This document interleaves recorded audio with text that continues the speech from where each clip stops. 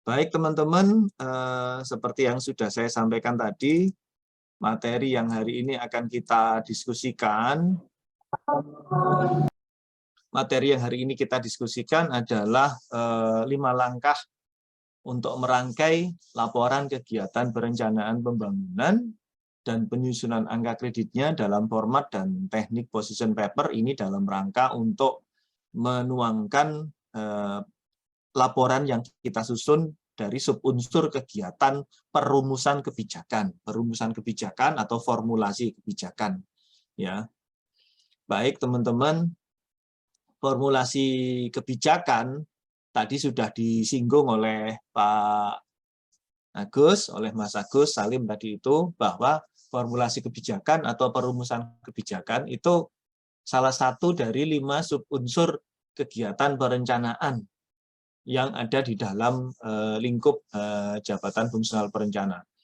Namun tidak hanya itu, bahwa subunsur perumusan kebijakan ini juga merupakan bagian dari siklus manajemen pembangunan, ya, yang terdiri dimulai dari identifikasi kebijakan, kemudian perumusan kebijakan, terus kemudian legitimasi adopsi kebijakan, terus kemudian pemantauan dan pengendalian kebijakan, serta kemudian evaluasi kebijakan, evaluasi pelaksanaan hasil kebijakan.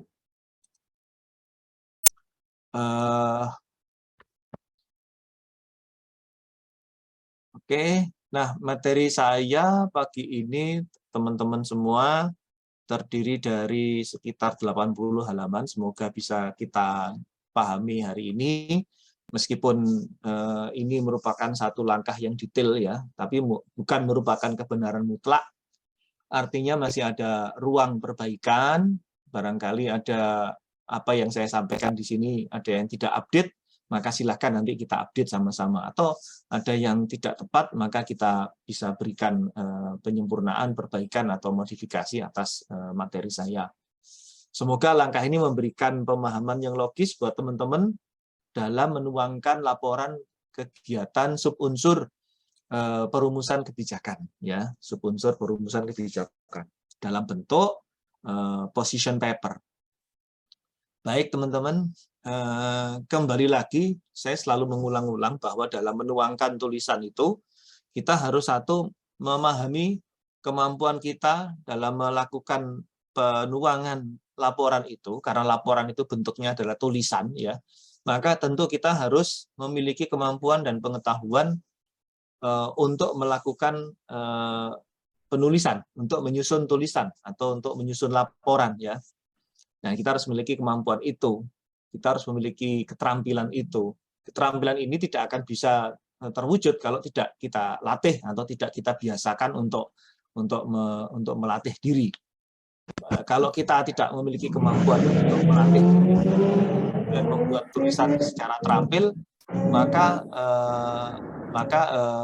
besar kemungkinan waktu kita akan habis hanya untuk memikirkan bagaimana cara menuangkan tulisan, bukan membuat tulisan itu sendiri. Jadi baru mikir mau nulis saja kita mikirnya panjang, sehingga butuh waktu yang panjang. Akhirnya waktu kita habis untuk mikir. Nah itu, belum sampai ke nulis saja sudah habis waktu kita hanya untuk mikir bagaimana cara nulisnya.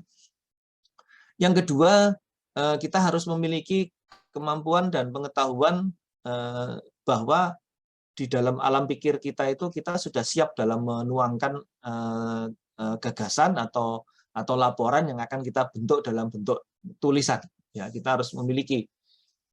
Salah satunya adalah kita harus memiliki pengalaman dari apa yang akan kita tuliskan. Kalau kita tidak mengalami sendiri apa yang akan kita tuliskan, kita akan kesulitan, ya. Kita tidak melaksanakan sendiri kegiatan yang akan kita laporkan, kita akan kesulitan. Atau kita menerima laporan orang lain, kita akan kesulitan. Yakin saya bahwa bentuk tulisan yang jadi nanti kalau kita sendiri tidak mengalami atau tidak melakukan kegiatan itu, ya, misalkan kegiatannya dilakukan oleh Pak Agus Salim yang melakukan kegiatannya, terus kemudian Mbak Sinta yang melaporkannya, gitu. Nah, saya yakin laporan yang disusun oleh Mbak Sinta itu tidak akan setepat sesuai dengan kegiatan yang dilaksanakan oleh Pak Agus Salim. Jadi kalau Pak Agus Salim mau membuat laporan, maka Pak Agus Salim lah yang harus melakukan kegiatannya. Kalau Mbak Sinta yang mau membuat laporan, maka Mbak Sinta lah yang harus melakukan kegiatannya. Nah, ini akan kelihatan sekali kalau misalkan Mbak Sinta yang melakukan kegiatannya, kemudian Mas Agus yang membuat laporannya, itu akan kelihatan. Alam pikir itu pasti beda, ya ada misleh atau ada kesenjangan antara kegiatan dengan tulisan itu pasti beda. Tapi kalau dilakukan oleh satu orang yang sama, jadi pelaku kegiatan dan pelaku penulisan laporan itu satu orang yang sama, maka ini tulisan itu akan kelihatan kalau itu memang dikerjakan secara terintegrasi, inherent ya antara penulis dengan pelaku kegiatan. Yang ketiga adalah tentu pemahaman pengalaman, bahwa semakin luas pengalaman dari pelaku kegiatan, tentu tulisan akan semakin lengkap juga, ya akan semakin lengkap, semakin komprehensif, dan memiliki bobot tulisan yang akan semakin bagus. Ini tentu sangat-sangat berkorelasi positif antara pengalaman kegiatan dengan kekayaan dari laporan yang ditulis tadi itu.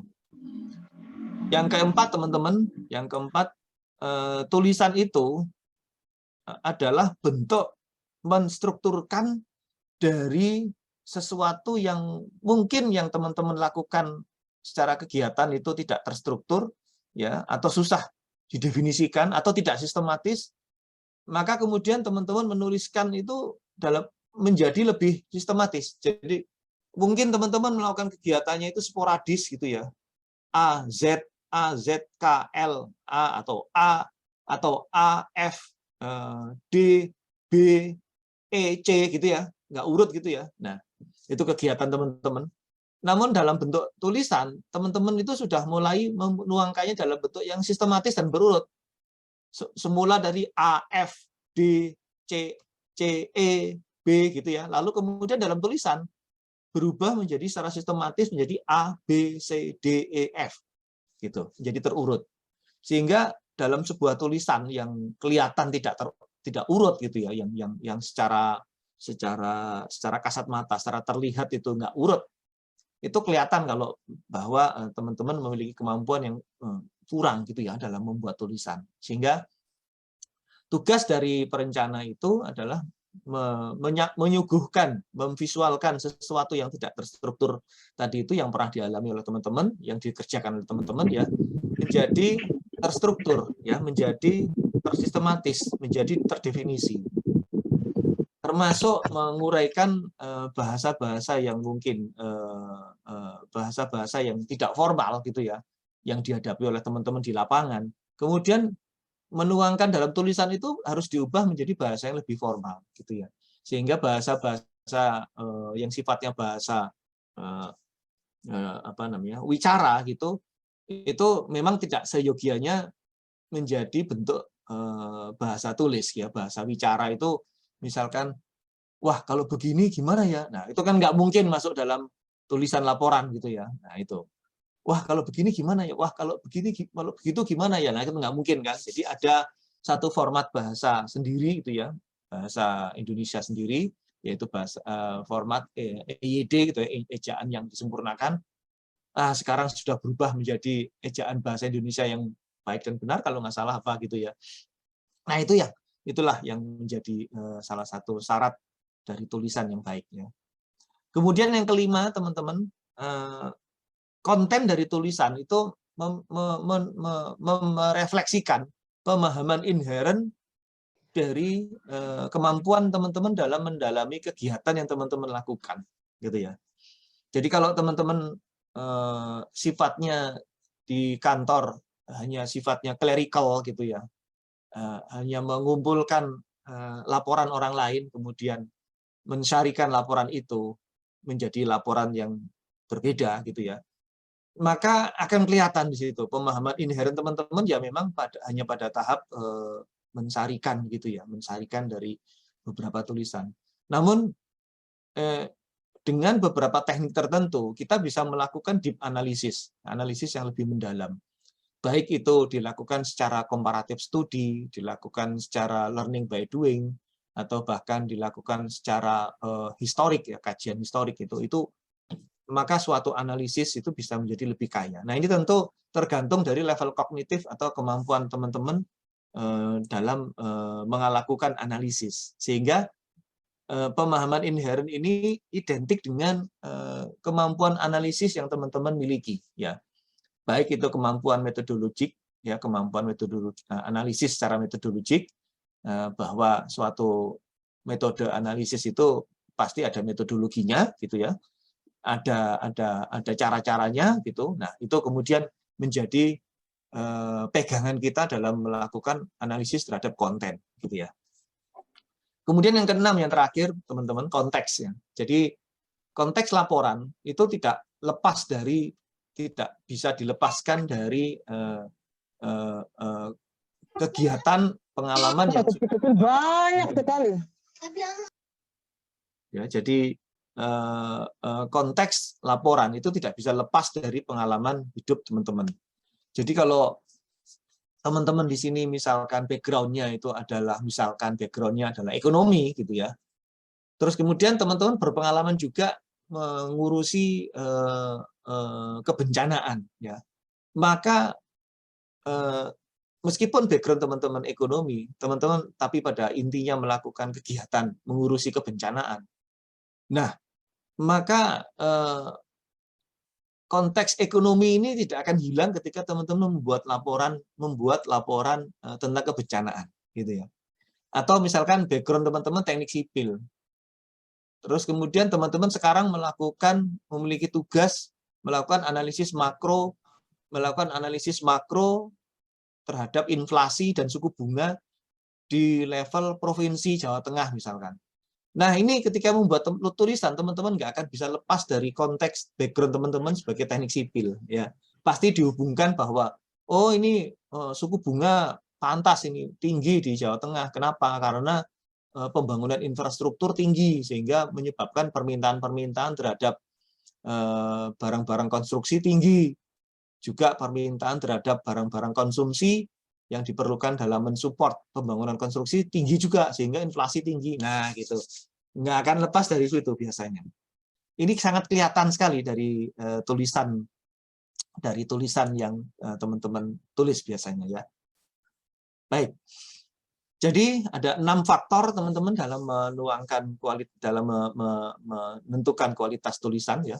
6 faktor penentu kualitas tulisan. Yang pertama adalah kemampuan teman-teman dalam memahami konteks, gitu ya, dalam memahami konteks tulisan. Kemudian yang kedua adalah bahwa teman-teman kalau mau membuat laporan, ya teman-temanlah yang memiliki kegiatan itu, jangan kegiatan orang lain kemudian teman-teman yang bikin laporannya, gitu ya.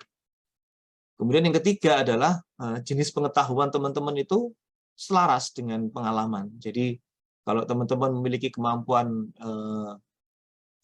atau pengalaman di bidang kebencanaan, maka biasanya pemahaman dan pengalaman itu akan tertuang di dalam tulisan ketika teman-teman menulis laporan tentang kebencanaan itu menjadi lebih kaya, gitu ya. Ini kelihatan sekali.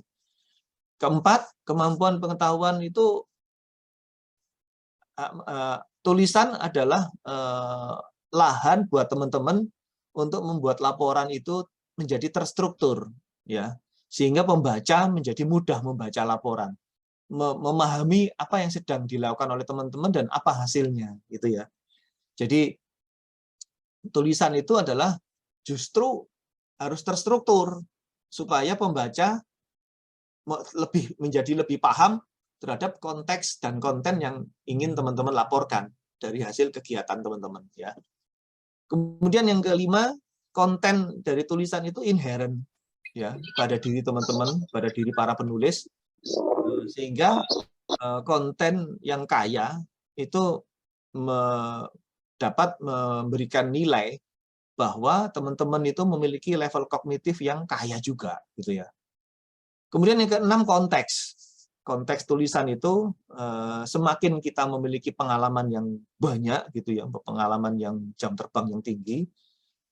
Jam terbang tinggi itu bukan harus waktu kerjanya tinggi, gitu, enggak, tapi memiliki kemauan untuk memahami wawasan-wawasan lain, ya, cara-cara pandang lain, sehingga berbagai macam cara pandang itu akan semakin memperkaya tulisan kita. Sehingga pada saat kita menuangkan gagasan, meskipun soal kebencanaan, maka kita tidak melulu hanya membahasnya dari satu perspektif, tapi bisa membahasnya dari berbagai perspektif, lebih dari satu, bahkan 2, 3, 4, sampai 5 perspektif. Ya. Begitu, ada 6 faktor penentu kualitas tulisan yang kelihatan di dalam tulisan teman-teman. Akan kelihatan itu pembaca atau tim penilai gitu ya, itu bisa memahami tulisan teman-teman ini dan korelasinya terhadap kemampuan teman-teman dalam memahami pekerjaan. Nah, ada 5 langkah teman-teman ya dalam menuangkan 6 faktor ini ya. 6 faktor ini kemudian ada 5 langkah untuk bisa kita membuat satu tulisan yang baik. Dan